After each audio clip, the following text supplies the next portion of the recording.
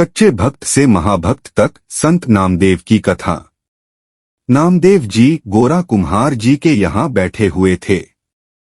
बड़े बड़े महापुरुष भी वहाँ थे। मुक्ताबाई जी भी वहाँ थीं। उन्होंने गोरा जी से कहा, काका इन मटकियों में से कौन सी मटकी कच्ची है, मैं अभी बताती हूँ। बड़े बड़े संत वहाँ बैठे थे, सब मुस्कुरा दिए। उन्होंने नामदेव जी के सर पर मारा, जैसे एक कुम्हार मटकी को ठोक कर देखता है कि वो कच्ची है या पक्की। तो उन्होंने कहा, हटिए, ये क्या कर रही हैं आप। मुक्ताबाई जी ने कहा, काका ये मटकी कच्ची है, बोल जो पड़ी। सब संतों ने भी हंस कर कह दिया कि हाँ, सच में कच्ची है।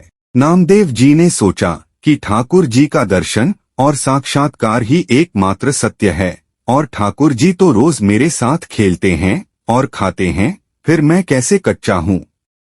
वो सीधा भगवान विट्ठल जी के पास गए और कहा कि सबसे बड़ी सिद्ध अवस्था यही है कि भगवान भक्त से बात करें, और आप तो मेरे साथ खेलते हो। फिर उन संतों ने ऐसा क्यों कहा कि मैं कच्चा हूँ, क्या मैं सच में कच्चा हूँ। अगर आप चैनल पे नए हैं तो सब्सक्राइब कर लें। ठाकुर जी ने भी बोल दिया कि हाँ, आप अभी कच्चे हैं। नामदेव जी ने पूछा, फिर पक्का होना क्या होता है। विट्ठल जी ने कहा, जंगल में एक शंकर जी का मंदिर है, वहाँ एक विसोबा खेचर नाम के संत हैं। आप उनके चरणों में बैठें और वो जो उपदेश करें उसका पालन कीजिए, फिर आप पक्के हो जाएंगे। नामदेव जी भगवान विट्ठल के कहने पर विसोबा खेचर जी के पास गए। विसोबा जी शंकर जी के शिवलिंग पर पैर रखकर आराम से सोए हुए थे।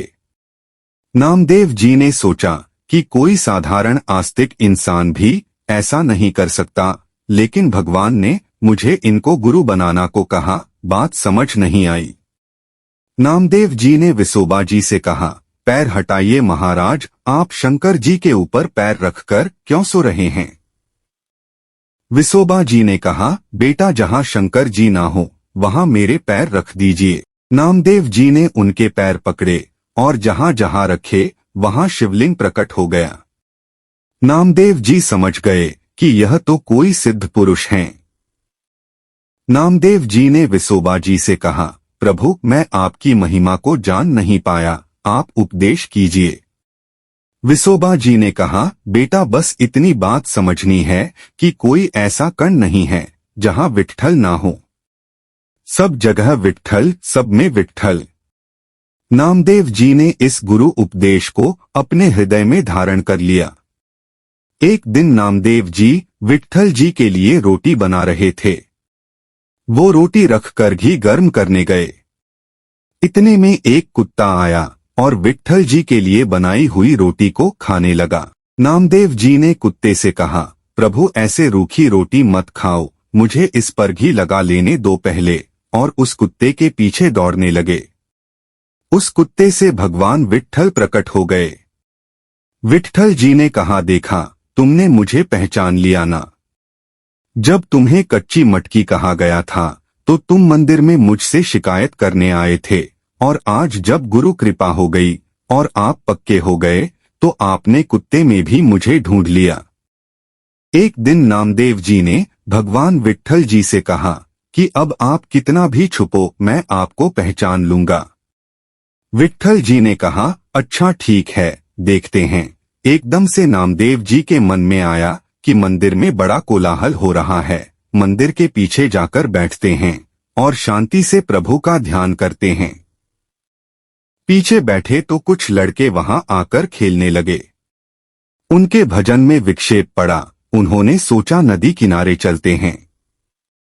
नदी किनारे जाकर बैठे तो वहां बैलगाड़ियां आकर रुकने लगी। नामदेव जी ने कहा, शोर मत मचाओ, मैं यहाँ भजन कर रहा हूँ। एक बैलगाड़ी से एक पुरुष और स्त्री गड़ासा तेज धार वाला ब्लेड लेकर निकले। वो आपस में बात करने लगे कि बड़ी भूख लगी है, आज कोई शिकार तो मिला नहीं, ये आदमी मिला है, इसी को मारकर खा लेते हैं। दोनों नामदेव जी के पीछे भागने लगे। नामदेव जी ने भी अपनी धोती पकड़ी और भागने लगे। नामदेव जी भागकर विट्ठल जी के मंदिर में पहुंचे और हाँफने लगे। विट्ठल जी ने पूछा, कहाँ से भागते हुए आ रहे हो? नामदेव जी ने कहा, बच गया प्रभु, एक स्त्री और पुरुष मुझे काट कर खाने की कोशिश कर रहे थे। विट्ठल जी ने कहा, पहचान नहीं पाए ना, मैं ही तो था। विट्ठल जी महाराज की जय। कथा अच्छी लगी हो तो प्लीज लाइक एंड शेयर, और अगर आप चैनल पे नए हैं तो सब्सक्राइब जरूर कर लें। आपको ये कथा कैसी लगी कमेंट में जरूर बताएं। धन्यवाद।